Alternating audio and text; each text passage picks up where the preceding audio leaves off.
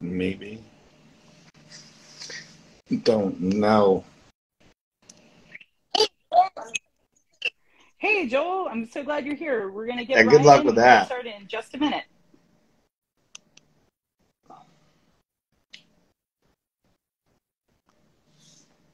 I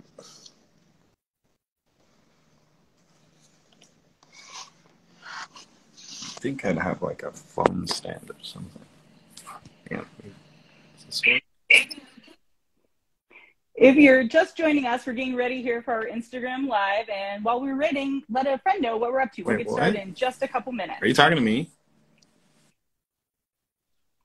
No, to our everybody following along live, joining the Instagram Live. Letting them know We'll get ready to go in just a moment. Oh, how do I do this? Hey, it's my sister.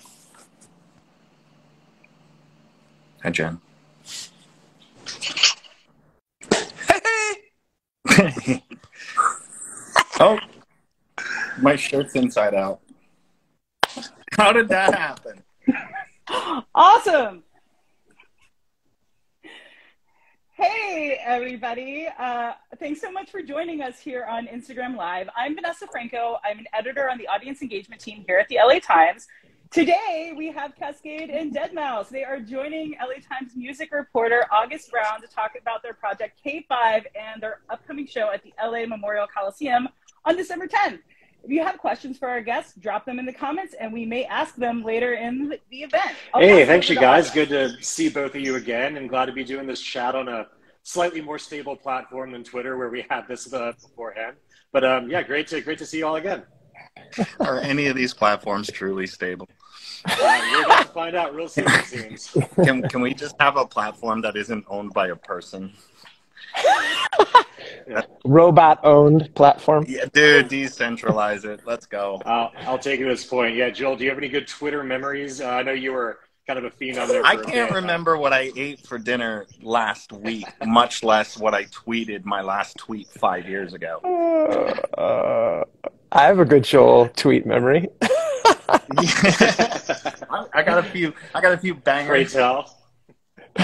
I remember driving to the airport in Miami. I had just played, and I was catching like a 6 a.m. back, dude, and you were online roasting Madonna. Like I almost crashed. So I was like driving to the airport in my Ferrari. Did you respond? Oh, did she respond? I can't even remember. A lot of people responded. And social media manager response. I don't know. Whatever. Yeah. Well, speaking of better responses, let's talk about the show at the Coliseum y'all have coming up. You will soon be joining the Rolling Stones, Bruce Springsteen, U2, and Metallica. Yeah, they're all opening up for us. Yeah, crazy that you put that bill together. I don't know how you talked them all into it. It's nuts. You'll be joining them in the history of people that have headlined this historic stadium. I know you guys have both been, pretty important for a generation of dance music currently, but do you think that over time, when people look back at this era of music, that like they'll see the contemporary rave scene as something kind of analogous to what like Springsteen meant like the 70s and 80s as far as like the impact on live music? I mean, for better or worse, like you're as big as he was at his peak. Do you think like contemporary raving will sort of mean something comparable when people look back at this time in history? We didn't start the fire.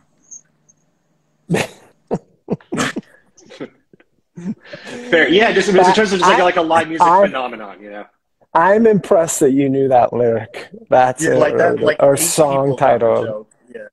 I did. That's good. I don't know why. It's not Bruce Springsteen's cool now, but I don't know his catalog that well.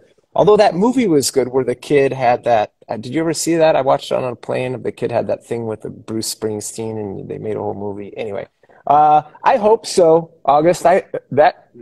Would be awesome. I hope we kind of have that impact. That'd be amazing, right? Yeah, Joel. I know you're a big Rammstein fan, and I caught that show a while back. Were you there for that? Well, no, I didn't get to see one. I had to vicariously live through it through my friend Danny. But it was something else. Yeah, watching the bassist get dipped into a vat of acid on stage while flamethrower guitar fights were happening. It I was just something don't think else. anyone's gonna top that pyro game anytime this decade. I mean, yeah, who has the budget for that much? Like, I heard they got like licensed to like operate their own pyro on stage. Like, they had to go to pyro school Yeah. to be Oh able to my do it. God. Yeah. And they have to get like EPA clearance. I think every show they do like a 4 kilometer square hole in the ozone layer.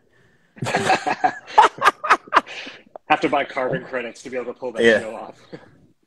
No. Yeah, maybe a bit like to that. I mean, you guys have got a lot of room to work with this Coliseum show. I'm sure, you know, you have big ambitions for the production on this. Like, talk about pulling the production on this together. Like, what were the kind of the seeds of what you wanted to be doing on stage, and kind of how the visuals and, you know, the effects and everything, you know, how's this going to look? Well, we're gonna find out in about 2 weeks because I had a big production meeting today. We're just kind of basically, me and Ryan have more or less sat down and figured out, hey, are you gonna play animals or am I? You know, kind of discussion. So we figured out our music. That's almost done. I'm actually gonna finish that tonight. Thank you, dude. Please send that over. I'm ready. I know. I'm sorry. It's all good. It's all. But the production's coming along nice, actually. We got into a lot of yelling matches with a lot of live event production companies who shall remain nameless, but we worked it out, and there's going to be some really cool mechanics up there. Yeah, are there like aesthetics or sort of like kind of past shows that you guys are like drawing from, or is this something like totally original and new for the occasion? Well, it's kind of it's a better version of kind of what we did at EDC's. No spoilers, but yeah, we built these two really cool things, and it just felt wrong to throw them in the garbage. So we're gonna repurpose them and make them a little bit better. Very ecological of you. Yeah, how was it? How was the EDC show? Like, you know, obviously the raves have been kind of gone for a while. Like, I'm sure the kids are glad to be back. Like, you know, what was the vibe like out there? You know, were the kids hungry to be back on the field? Yeah, it was good. I mean, it was definitely, I like these shows where I get to try out new things for the first time, and whether that's like new music, a new collab thing with me and Ryan, and new technology that we used up there. That was pretty exciting and scary, but fun. Yeah, have audiences kind of changed at all? Like, what's the kind of are the kids more feral now, or is everyone just sort of exuberant and glad to be back? Like, what's the mood like out in the crowd these days? I think last year was wild, and then I think we're kind of back to a normal rhythm now. Although I was just in Asia, and Asia has only recently just opened up, and I'm going back again in a little bit. But yeah, they're still in that like rabid stage. Like, it's happening, we're together again. Oh my gosh. You know, so it's good. Makes our job really easy. Yeah, that helps. Yeah, so talk a bit about the record that you guys have coming out next year. That's about right time for an album, right?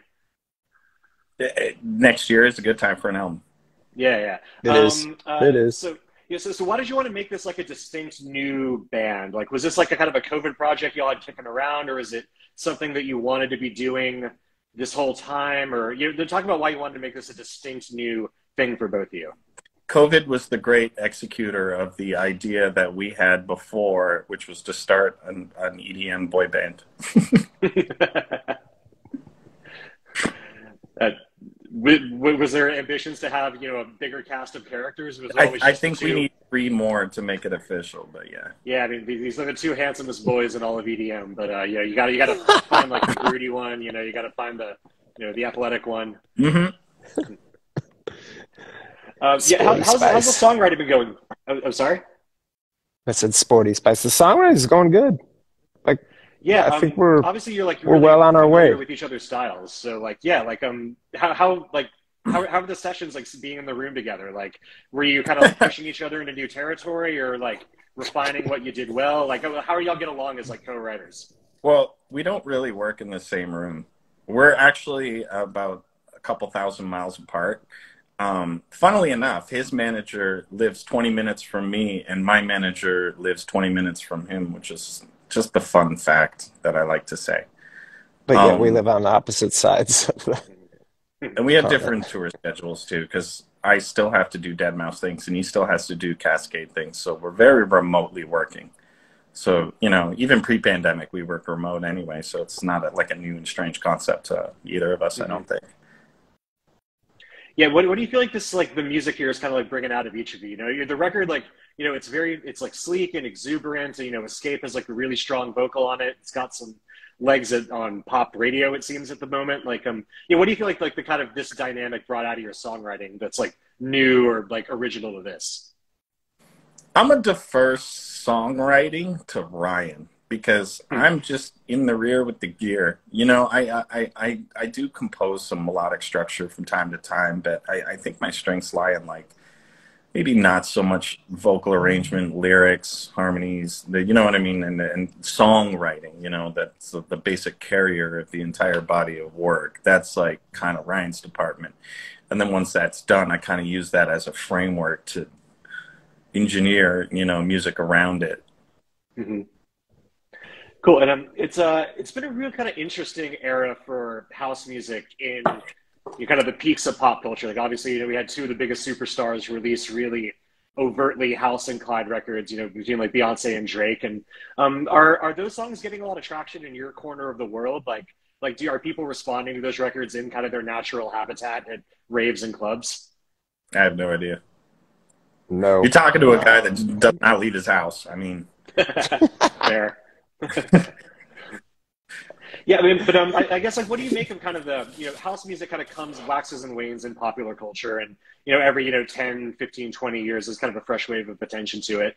You know, what do you kind of make of like, yeah, like kind of some of the biggest titans of pop music sort of dipping their toes back into this very long legacy, and I know like Beyonce, is coming out of like a black house music tradition that's been around for ages and ages. But yeah, I mean, just as like guys that have been kind of making their whole lives out of this kind of music. Seems like we're back on like another round of pop culture paying attention to this stuff. Like, does it feel different or kind of more sincere this time, or what do you make of it all? nah, I mean, let them do what they want to do. You know, I'm just a proponent to kind of what I'm doing and what I'm involved in. You know, taking the temperature of pop culture and what they're doing with things that are in the same avenues that I'm doing is not really going to affect what I do one way or the other. So, I mean, the more the merrier, I guess. Sure. Yeah, Ryan. Yeah, well, I know you're kind of the pop songwriter of the group here. Like, yeah, I mean, like, what do you think of like, these really huge artists like writing kind of, writing back to the legacy of house music? Like, have you heard stuff you like coming out of that vein? Uh, yeah, no, I like it. I think Beyonce stuff's great. There were a couple of things on the Drake record that I liked. I think what's interesting is they're they're taking what's happening in the underground or in our world, whatever, and We're kind of putting their underground. own, uh, well, whatever you want to call it. I don't know. I'm just gonna point that out there. I mean, listen, you're not Beyonce, I'm not Drake. I don't know. We're not these people. We're definitely not at that level. It's a different thing. Um, Yeah, yeah, for sure. they make pop records.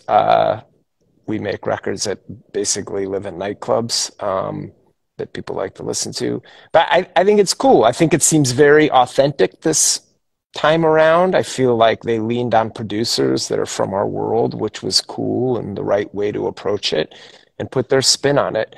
I just was saying no, that it didn't get a lot of traction in our world because I think most guys in our world still kind of view it as pop music. And I think Hmm. typically our guys in our world are like mashing that stuff up or use a little bit of it to get a wee moment. But, Hmm. you know, typically they're playing stuff that is just geared for the club. Hmm. Yeah, is kind of the position of like rave culture in kind of mainstream kind of difference. I know when you guys kind of emerged in, at least in the United States, maybe 10, 15 years ago, raving was this kind of like controversial sort of semi-underground act. There was a lot of national attention on it. And, now it's kind of, been embraced by people at kind of the top of pop culture. And, it's a festival phenomenon that's proved its legs, amply over the last few decades. Do you think like, rave culture in America is sort of, I don't know, been like accepted as like a permanent, wholesome part of the landscape, and it's lost that kind of danger that maybe was there when y'all first emerged in like the pop consciousness of America. These are very convoluted societal questions. I mean, I this is would put way an outside my wheelhouse, man. Fair. no, I would Look, put an here's what I asterisk do. next to I push wholesome. the buttons and go bleep, bloop, bloop, bloop to what my heart feels and mind tells me to do. I I wish to remain agnostic as to the inner workings of the American pop and or rave culture. Mm-hmm. That's I'll put an asterisk for agnosticism on you on that front. Cool. You want to know my favorite color or something? What's the most exciting thing happening in your house? You know, if that's the place you're posted up, what's the most exciting thing happening over there? Oh, Yeah.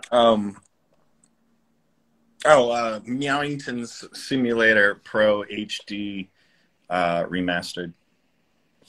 You were Hey, here first, kids. Let me see if I can ship it. Joel, Oh, I look don't. at that! I can. I'm actually working on it right now. Here, there he is. There it is. Oh, that's Dude, fun. stop messing around with that. Get the music. Send it over. I'm waiting for Huh? I'm waiting for that session, man. Dude, I'm making a game. I don't have time for music.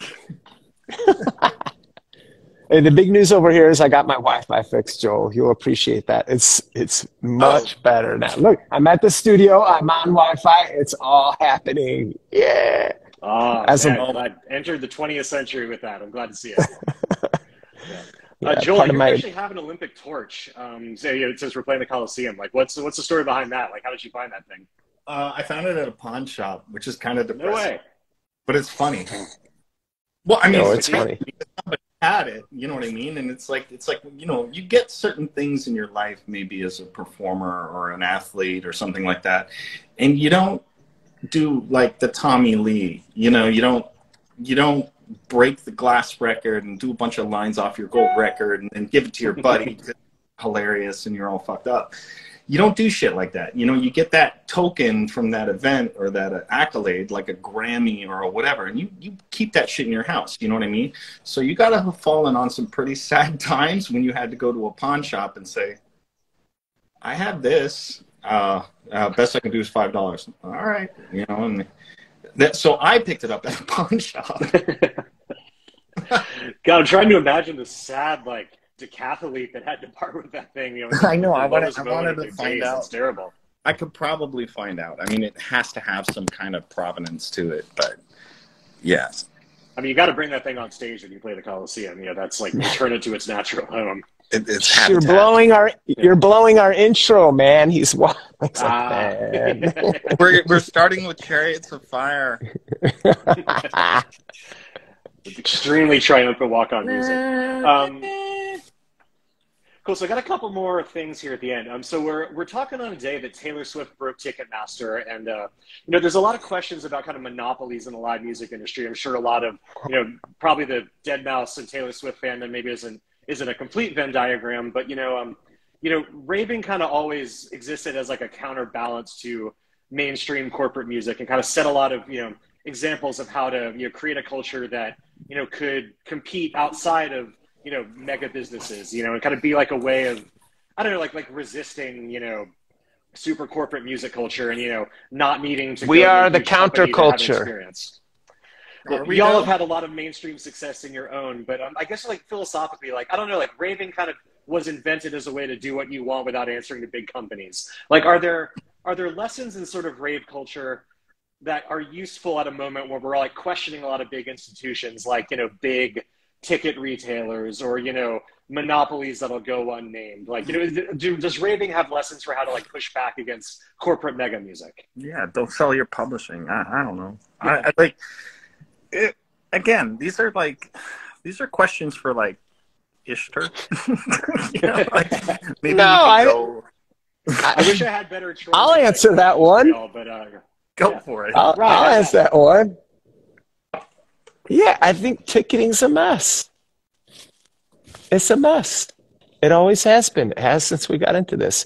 Listen, I think the spirit of what this music is, what Joel and I are involved in, is very, yes, lean towards the end. It's always been independent. And I think there's been a lot of growing pains over the last 10 years with this explosion in popularity. Sure. But I don't know, Metallica couldn't get it figured out. Or who was against ticketing? No, that was Pearl Jam that was super Pearl Jam, anti-ticketing, yeah. right? Yeah. That's why I they get it. invented Coachella, pretty much. Oh, look how that turned out. It's- Yeah. They're against dude. ticketing. They just wanted to do free events. I mean, Well, they were looking for other venues that were not Live Nation or Ticketmaster, and they found the Indio Polo Field like as like a site that they could have that many people without going through Ticketmaster, and that's like where they got the idea to first like have a show at that polo field. oh, welcome to corporate America. I Yeah, mean, yeah. the same could be said about the social media we're on right now. You know, like it's all everything's all privately owned at some point up the chain. You know, so I mean, it's not my job to discuss the ethics and moral compassings of how to put a ticket in the hand of someone who appreciates what I do. As it is more so for me to just do and navigate around these bullshit systems or decent systems or systems in general, you know, Mhm.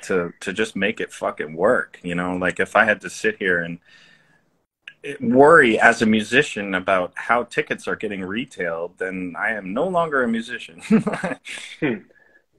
Yeah, fair. And I guess the same, we were joking about social media kind of early on when we got in here, but it's kind of the only game in town for a lot of people to get noticed, and a lot of people kind of stake their connection with their fans on platforms like this. And as we're seeing with Twitter, these things can fall apart, instantaneously. They're not run by people with art's best interest in mind. Like, how do you kind of see the next few years of like how artists are going to make and maintain connections with their fans if this stuff kind of blows up, or like people, truly get sick of it and walk away? Well, I don't fucking know. I think that's why artists pay a better percentage of 15% of their net for management to fucking work that out. You know, we create. We're creators. You know, I'm sure I have a little bit of business sense to me and all this stuff, and I can navigate around a deal at a layman's level. But ultimately, I am a musician and a technician, and I've been doing this long enough that I've been able to establish infrastructure in what I do to offload the boring shit, aka everything we're talking about, to management. You know? But Has that been useful for you over the years to be able to really like wall off like the craft of making music away from everything else? Like, has that been like a self-sustaining kind of practice for you that like I think about music and that's it? Well, it's kept me sane. I mean, because if I had to worry about what ticket retailer to use or what social media platform to use, again, like I would be pretty busy doing that versus sitting in a studio making music with friends, Mm-hmm. thinking Okay, about culture. right on. I don't know, man. So I feel like I'm going to get roasted for this last question before we kick it to Probably. the audience, but I guess I've already wound up for it already. So one thing I really respect about dance music is that like you can age gracefully in it. You can like have a long career. You can keep doing what you're doing without kind of like Yeah, just like adapting to Peter pop Hook. trends. Yeah, just like Peter Hook. Has your relationship to dance music changed in the decades that you've been doing this? And like Ryan, like you have kids, right? Like has like being like a sort of stable adult more or less, like how does like getting older change your relationship to what you love about dance music? uh, I don't think it changed much of any. I think it made me appreciate it more. I embrace and like the whole counterculture aspect of it when I got into it as a kid. I like that. I didn't want to do what everybody else was doing. In my high school, kids were like getting kegs and getting wasted and going to football games, and those were the guys beating me up. So I was taking a train into the city and going out and listening to house music. So Mm-hmm. I just kind of like went into that space. That's where those were my people. So I don't think about it any differently now. I mean, I think it's become so enormous and so huge and extremely popular. So I think the dynamic has changed a bit, but I still think it's people, people who don't quite fit in can and feel welcome here. So Mm-hmm. I like that part of it. Yeah. Especially if they're being told they're old. Well, 40's that's not what's that great old. about it. That, like you could fit into this genre for the rest of your life, and like have it's like being in a metal band. Like people will show up to see like masters of their craft in perpetuity. I think it's like a cool, unique thing about this world that like not every genre shares. Well, no, but I mean, yeah. I mean, there's plenty of deadheads out there that still go see Grateful Dead Mhm. or This is the true. Well, surviving. I But, think like it's just there's a everyone has an era, musically, and you're not really going to go too far out of it the older you get or the longer you've been doing it. There's always going to be this foundation of which you built on and that you make derivatives of. You're not going to, I'm not fighting with myself to sound younger. Like, I mean, my output and Sure. change and keep up with the times. I'm Mhm. good until I'm dead. So I'm just going to use that foundation of shit that I've been doing in my peak years, now that I'm a fucking legacy act or whatever the hell you want to call it. I mean, you just build off I that. certainly wouldn't, man. You're about to have like 100,000 people come see you at the Coliseum. That's as Legacy big as it act. gets. Just get me a fucking wheelchair and just wheel me out. Been at this 20 years. I'm going to bring the walker for you I'll bring that to the Coliseum, That'll dude. be like my new Aoki move or whatever, just like whip out the colostomy bag.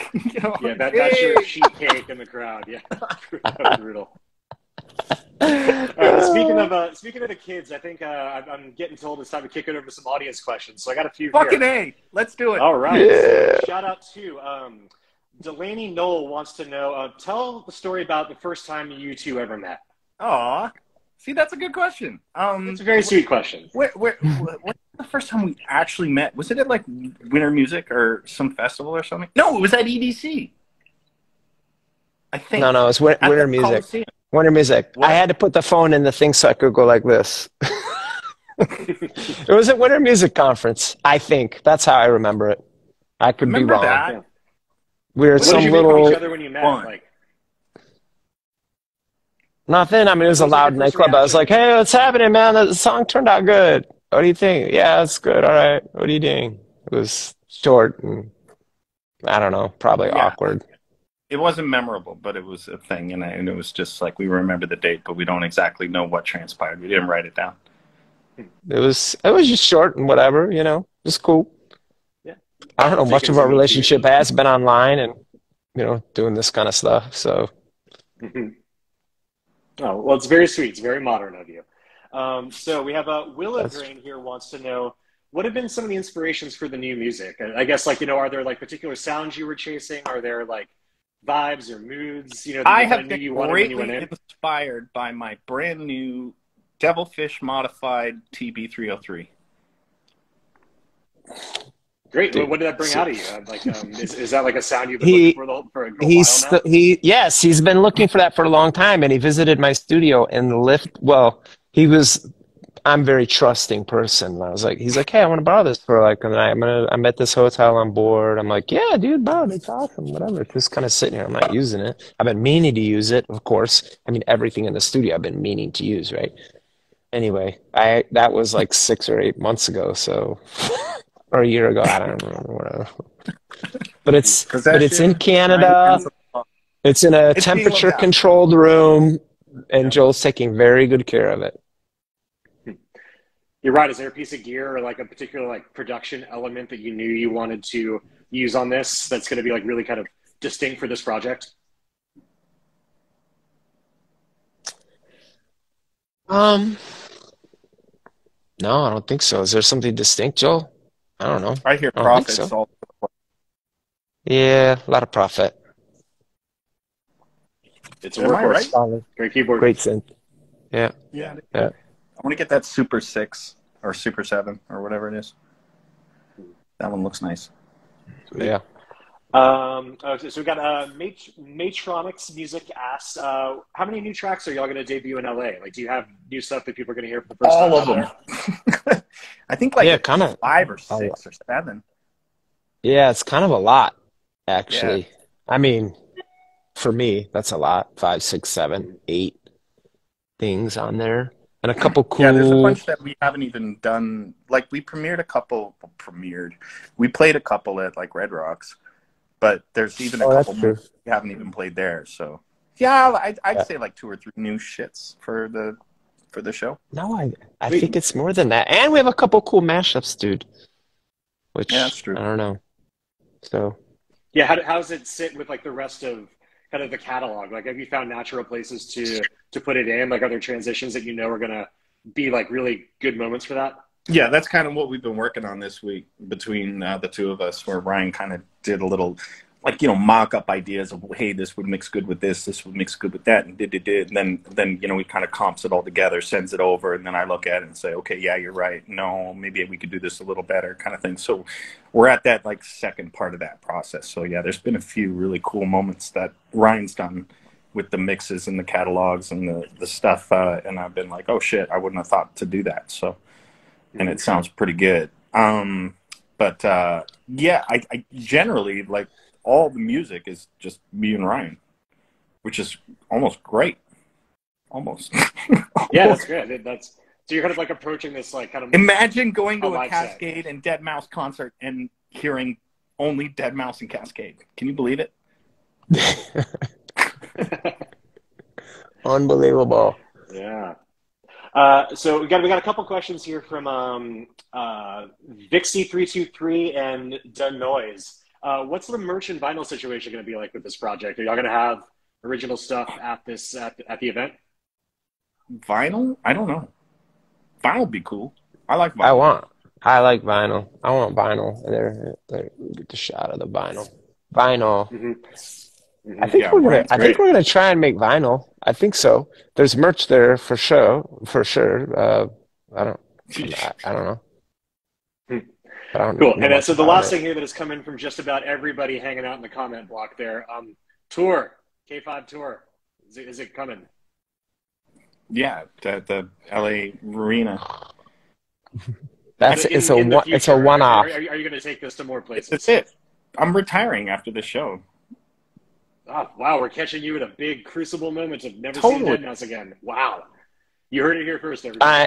I I'm going to I'm going to levitate off the stage, and Joel's going to go off with a little walker. He's gonna that I will put in my car and Zimmer bring frame to. with typed on it. Yeah.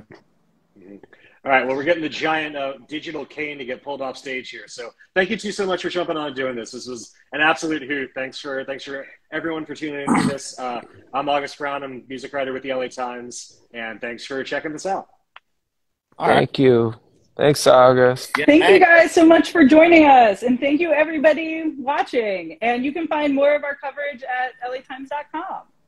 Yeah. Neat. Thank you.